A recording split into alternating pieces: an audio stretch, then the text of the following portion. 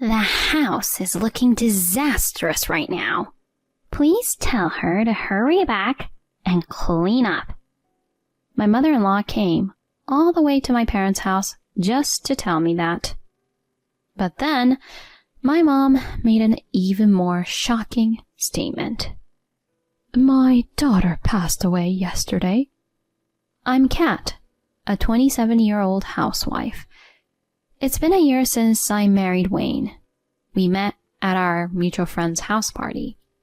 I wasn't good at meeting guys, so my sweet friend set it up for me. That's where I met him. Hi, can I join you? Oh, sure. It was a couple of hours into the party when he suddenly popped up.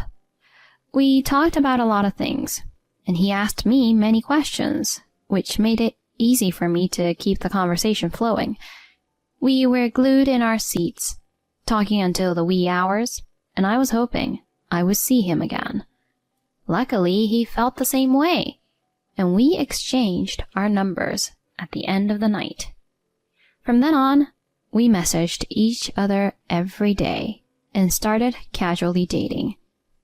As we got to know each other better, he asked me to be his girlfriend. We kept our relationship fun and loving without any major quarrels. Your cooking is amazing. I'm impressed by the taste. Really? I'm so happy to hear that. I'll make you more. Whenever he came over, I often cooked for him. Seeing him enjoy my food delighted me.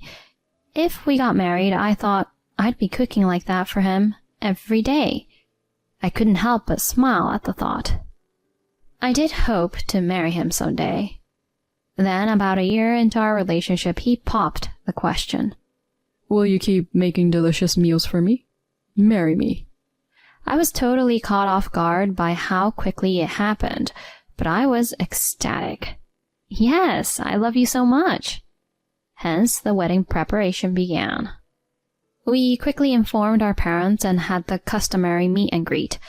Then we tied the knot in a beautiful ceremony.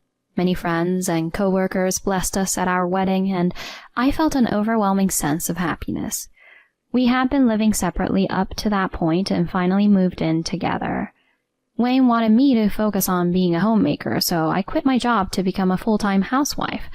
I did my best to provide a comfortable home for him by expanding my cooking skills and keeping the house squeaky clean. However, there was one thing that grabbed my attention about Wayne after living together. He was way messier than I imagined. First off, he always left his clothes lying around. It was a common sight to see his socks or t-shirts scattered on the living room floor after he had taken them off. And after eating, he didn't bother to take his own dishes away, but went straight to the sofa to lie down. I understood that it was my job to do the chores as a housewife, but I wished he'd be a bit more mindful about how he lived.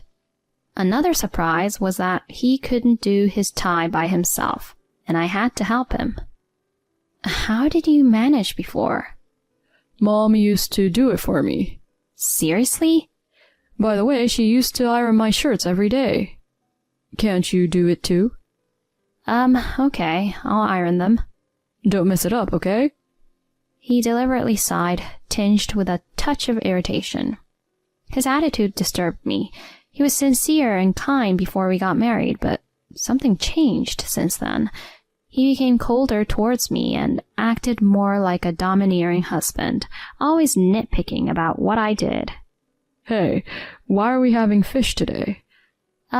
It's nutritious, and we had meat yesterday, so I thought fish would be good for today. Are you kidding me? You know I like red meat, right? I don't want to eat fish. But he often expressed his selfish desires. Hey, my shoes aren't polished enough. Make sure the beer is ice cold. Don't serve all the dishes at once. It's overwhelming, you know? Serve them like a course, one by one. Honestly, his demands were tedious, and it was getting on my nerves. Whenever I couldn't meet his standard, he'd blame me, saying, Mom always did it perfectly. Apparently, he was overly pampered and catered to by her for everything. I resented her for spoiling him so much.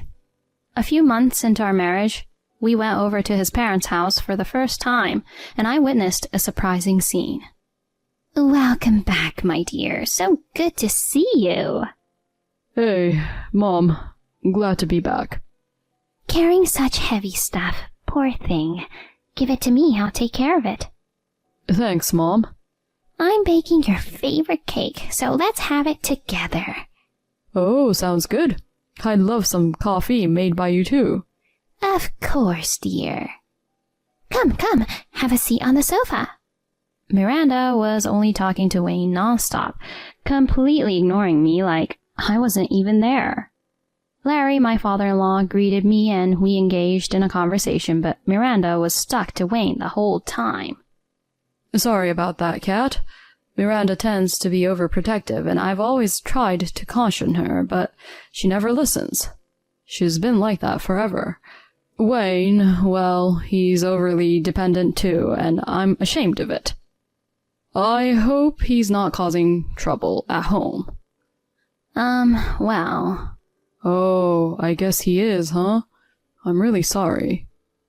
I'll make sure to talk to him about it. Oh, that'd be great. Thank you. I was relieved to know he had a better sense than the other two. If he had been as troubling as Miranda, I wouldn't have been able to handle it. Still, I was quite flabbergasted by how she treated Wayne. If she raised him that way, no wonder he turned out selfish and unable to do anything on his own. Maybe the issue was his environment, and I thought I may have been able to correct him. So I gathered up the courage and decided to point out his bad habits. Honey, leaving your stuff scattered everywhere like this isn't cool. I have to pick them up and put them in the laundry basket, you know. If you could do that yourself, the house would look a lot neater. Why do I have to do such a hassle? Maybe because you think it's a hassle, that's why you don't do it. By any chance, is your desk at work messy too? People around you might find it appalling and think you're incapable. What? I'm fine at the office. That might just be your perception. Habits at home definitely spill over to work. Ugh, fine. After I pressed him, he finally made some effort. The tactic appeared effective with him, so when I asked him to take his place to the kitchen, I mentioned it was to prevent any embarrassment for him at work. I was able to manipulate him, but sadly it didn't last long. One day while I was relaxing at home, the doorbell rang. I was surprised to see Miranda standing at the front door. Oh, Miranda, is everything all right? Let me in. She just marched in without waiting for an answer. What's the matter? You should offer some drinks first, don't you think? You're inconsiderate. Oh, sorry. She showed up unannounced and ordered me around. I asked her what she'd like and served her the drink. While she drank it, she glared at me. What's your problem? Excuse me? I hear you're saying terrible things to Wayne regularly. That he's incapable at work and that people around him must be contemptuous. Oh, that's... He's exceptionally bright. No doubt everyone around respects him. How could a wife speak so horribly to her own husband? It seemed like he only conveyed the hurtful words to his mother, twisting the facts, and she just took whatever he said at face value and blamed me. I was exasperated. The situation had become quite a mess. He's special, you know. So it's only natural for everyone to take care of him apart from work. Why can't you understand that? I was speechless. Having such distorted affection, she wasn't just overprotective.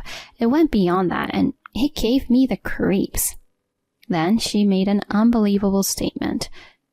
Since you seem incompetent as a housewife, I'll come over to guide you. Huh? How's that? Isn't it great? No. That's, it's okay. What? Did you just say no? You seem to be severely disillusioned. You don't even realize that you're incompetent. I feel for Wayne for getting such a useless wife. Brace yourself. I'll whip you into shape. She was getting worked up all by herself. It was definitely going the wrong way. At that time, it seemed she had only come to tell me all that and left once she was done. That night, I confronted Wayne. Hey, why did you tell your mom things that aren't true? Huh? Things that aren't true? I told her exactly what happened. The fact that you hurt me is real. But I just wanted you to change. You just have to do the housework better. I heard she's coming over every day from now on. You better learn well from her. Don't you dare be rude, okay? He was completely on her side. Just as she doted on him, he also seemed to dote on her like a mama's boy. She started coming over the next day, just as she said. What's with all this dust? You haven't cleaned at all. This tastes terrible, so pathetic. That's why you're a useless wife. I wish Wayne would throw you out. I wondered why I had to be belittled like that. Her daily visits were becoming a significant source of my stress. As time went on, my health deteriorated, and I decided to get checked up one day. To my astonishment, I found out that I was pregnant. Although it was unexpected, I felt joy knowing that my child was on the way. I immediately informed Wayne. Pregnant? Yeah, we're having a baby. Oh, yeah? Well, keep doing your chores properly like before. Huh? I was puzzled by his reaction. He didn't sound happy about it at all. I told Miranda as well, but she reacted similarly to him. Don't slack off on the housework just because you have morning sickness and inconvenience Wayne. What? I was stunned and questioned their mindset. I felt it wouldn't be good for my mental health to be around them any longer. I was sure Miranda would keep harassing me, and Wayne would keep acting selfishly. It would not only affect me, but also the baby. So when Wayne went to work, and just before Miranda arrived, I quickly packed my bags and went to my parents' home. They were surprised when I suddenly showed up. When I explained the situation, they sympathized and were furious at the two. They said I could stay as long as I wanted due to the circumstances of my pregnancy. I took their words and resolved to stay for a while. As expected, Wayne called me non-stop. Hey, why aren't you home? Where are you? I'm at my parents' house. What are you doing there? Are you insane to skip your duty for that? I'm here to protect myself and the baby. If I stayed with you and your mom, I would definitely have a breakdown. So I'm not coming back. Cut it out. Do you think you can do whatever you want? Come back now. No way. I don't want to talk anymore, so I'm hanging up. Hey. I hung up and then blocked his number. I didn't want to deal with any more trouble from him. At that moment, I made up my mind to divorce him and raise my child alone. My parents agreed that it was for the better. For a while, I didn't receive any emails or visits from Wayne. I figured he was scared to face my parents. Miranda didn't have my number, so she couldn't reach me. I managed to stay away from them for a whole month, allowing myself to mentally recover. However, Miranda must have had enough of me being away for that long. She came to see me unannounced. As I let out a sigh of annoyance and was about to open the door, my mom told me to stay in my room. Then she opened the door and began dealing with Miranda. It's been a long time. What can I do for you today? Miranda widened her eyes and shouted, Bring out your daughter. Her house is looking disastrous now. Please tell her to hurry back and clean it up. She came all the way just to tell me that. Apparently, Wayne had been making a huge mess, and every time she went there, she had to spend a lot of time cleaning. So she needed me to come back and take over the responsibilities. She completely disregarded the fact that I was pregnant. I was flabbergasted. Then my mom made a surprising statement. She passed away yesterday. What? What are you talking about?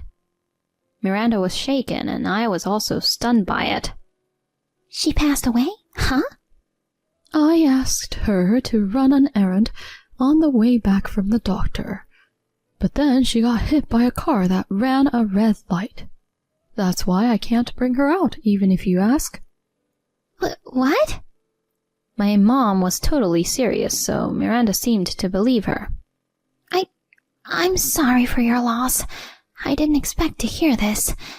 I said many terrible things to her.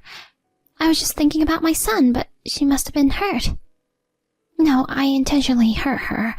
Said horrible things to her. I'm really sorry. Ah, I see. Indeed, she was deeply hurt by you and Wayne. That's why she came back to us. If she hadn't returned here, she might not have had an accident. Yes, that's right. I'm really sorry. I don't know how to apologize enough. Miranda, overwhelmed with guilt, covered her face with both hands. Have you realized how badly you've hurt my daughter? Yes, I'm really ashamed. She kept apologizing, and my mom stopped her. Please, forgive me for going a bit too far. Actually, Kat is alive. Huh? But the fact remains that she's deeply hurt and needs to rest. Only after hearing that she passed away did you finally admit your fault. If we had talked assuming she was alive from the beginning, it wouldn't have turned out this way. I apologize for my rough action. Miranda had a complex expression, but didn't blame her. It's because I pampered my son too much that he turned into an incompetent and irresponsible man. I'm really sorry for causing trouble. Miranda seemed to have truly reflected on her actions, but that didn't erase what had happened before. Afterward, I told Wayne that I wanted a divorce. He initially protested, saying that it was out of the question. But after my in-laws persuaded him, he reluctantly agreed. Subsequently, they came to apologize to me. They promised to re-educate him and assured me they'd ensure he paid child support on time. Currently, he's under strict discipline at his parents' house.